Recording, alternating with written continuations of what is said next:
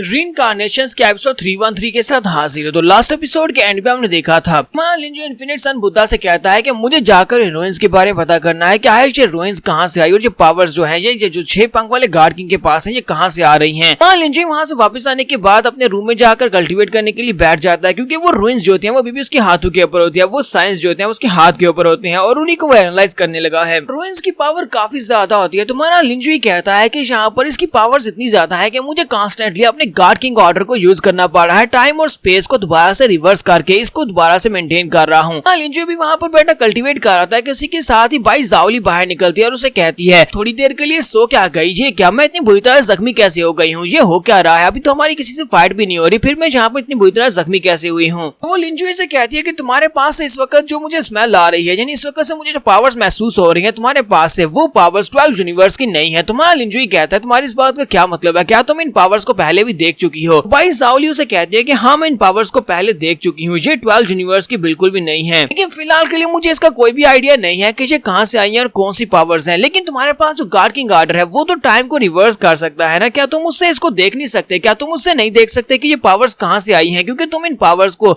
उस जगह के ऊपर उस टाइम के ऊपर जाकर देख सकते हो जहाँ से ये पावर्स को लिया गया है। तुम्हारा लिंजो इसकी बात सुनने के बाद कहता है कि तुमने काफी अच्छा आइडिया दिया है, अगर ये वाकई में गार्ड किंग राम से रिलेटेड कोई चीज है तो फिर मैं अभी इसको डेड्यूस करके देखता हूँ। मैं अपने गार्ड किंग ऑर्डर से टाइम को रिवर्स करूंगा और इसको डेड्यूस करके देखूंगा कि आखिर ये रूइंस कहाँ से आई हैं। तुम्हारा लिंजो वहीं पर बैठे बैठे अपने गार्ड किंग ऑर्डर को एक्टिवेट करता है। गार्ड किंग ऑर्डर को एक्टिवेट करने के साथ ही हमारा लिंजो जाता है अपने कॉन्शियस माइंड के अंदर चला जाता है, जहाँ पर उसके सामने बहुत सारा ब्लैक स्मोक होता है। ये सारे का सारा ब्लैक स्मोक होता है ये उन ब्लैक रूइंस के साथ जुड़ा हुआ है जो कि उसके हाथों के ऊपर है, जो कि 6 पंख वाले गार्ड किंग ने पावर्स को यूज किया था उससे रिलेटेड है। लिंजो को वहाँ पर ब्लैक स्मोक के सामने पता चलता है कि ये वो जगह है जहाँ पर 12 यूनिवर्सिटीज जो थे ये बॉर्न हुए थे, यानी 12 यूनिवर्सिटीज को यहीं से क्रिएट किया गया था। लेकिन उसे इस ब्लैक स्मोक के बारे में कुछ भी नहीं पता होता कि आखिर ये ब्लैक स्मोक कहाँ से आया है। ऊपर से ब्लैक स्मोक बहुत ज्यादा थिक है, सामने कुछ भी दिखाई नहीं दे रहा। तुम्हारा लिंजो इस ब्लैक स्मोक में आगे की तरफ चलना स्टार्ट करता है। वो भी वहीं पर होता है किसी के साथ ही उसकी बाहर जो फिजिकल बॉडी होती है वो बुरी तरह से हर्ट हो रही होती है। तो भाई जाओली भी इस बात से काफी ज्यादा हैरान होती है और कहती है कि ये लड़का अंदर क्या कर रहा है कि यहाँ तक कि इसकी बाहर की फिजिकल बॉडी भी यहाँ पर इतनी बुरी तरह से हर्ट हो रही है। मैंने इसे रिड्यूस करने का कहा था लेकिन ये तो यहाँ पर बहुत ही बुरी तरह जख्मी होता जा रहा है।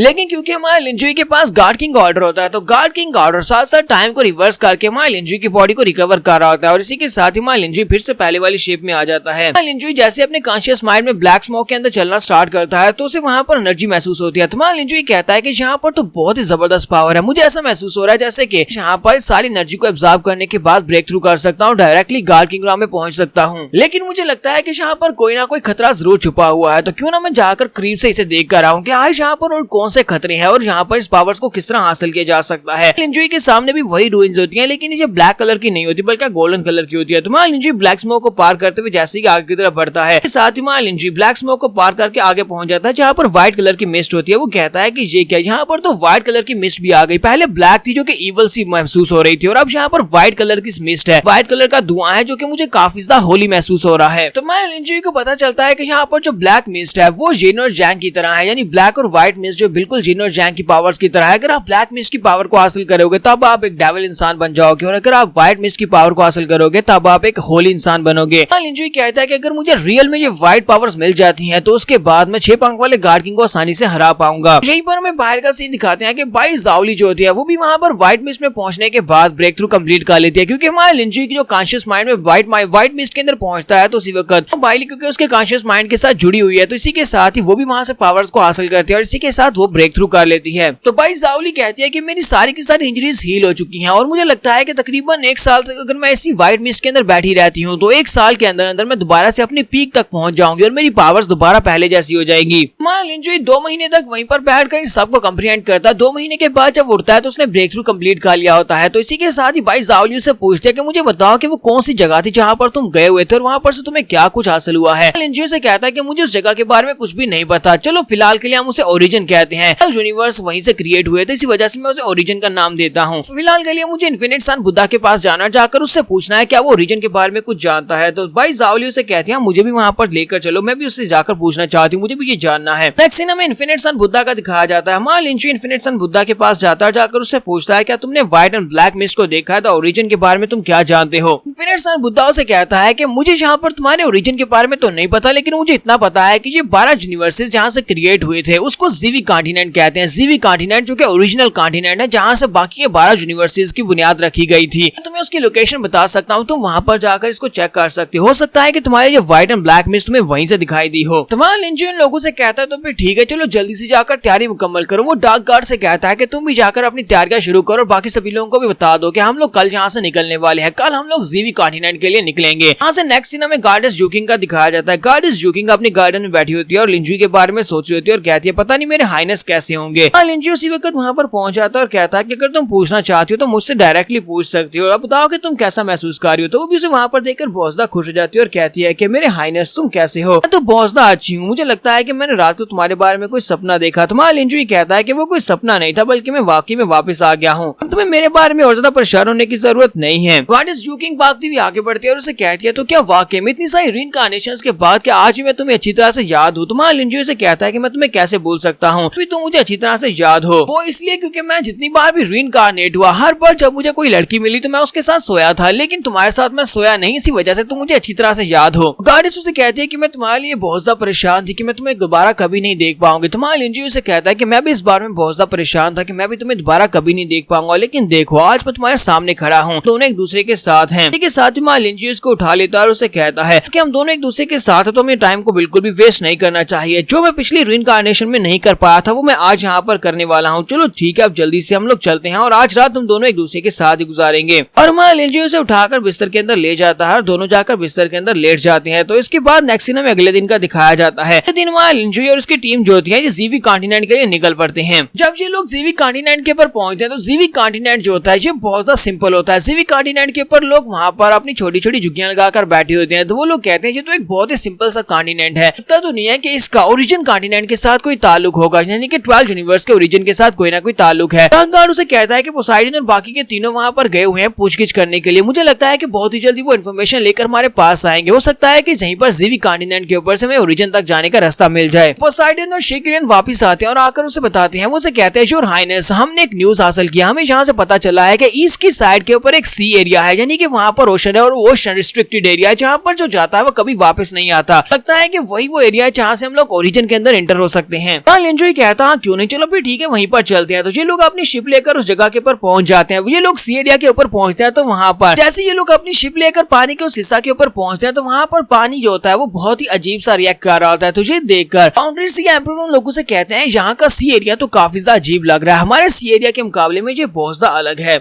जूकिंग उन लोगों से कहती है जरा सामने की तरफ देखो तो पानी के अंदर इतने बड़े बड़े कंकाल किसके पड़े हुए हैं, लगता है कि यहाँ पर कोई बहुत ही बड़ी बैटल हुई थी। तो वहाँ पर सामने की तरफ उस कंकाल की तरफ देखते हैं तो वो खोपड़ी जो होती है वो बहुत ज्यादा बड़ी होती है, इनकी शिप से भी ज्यादा बड़ी खोपड़ी होती है। तो वो लोग कहते हैं क्या वाकई में यही ओरिजिन है, क्योंकि यहाँ पर जिस क्रीचर की ये बोन्स दिखाई दे रही है, जिस क्रीचर की ये हड्डियां दिखाई दे रही है वो 12 यूनिवर्स से हो सकता है। जहाँ पर हमारी एपिसोड 313 का एंड होता है। तो नेक्स्ट एपिसोड में देखेंगे हमारा लिंजू अपनी टीम के साथ क्या इस ओरिजिन के अंदर एंटर होगा और ओरिजिन में एंटर होने के बाद क्या उसे वहाँ पर कोई नई दुनिया मिलेगी। तो एपिसोड का एक्सप्लेनेशन अच्छे लगे हो तो कमेंट करके जरूर बताइएगा। चैनल को सब्सक्राइब कर दे, वीडियो को लाइक और शेयर कर दे। शुक्रिया।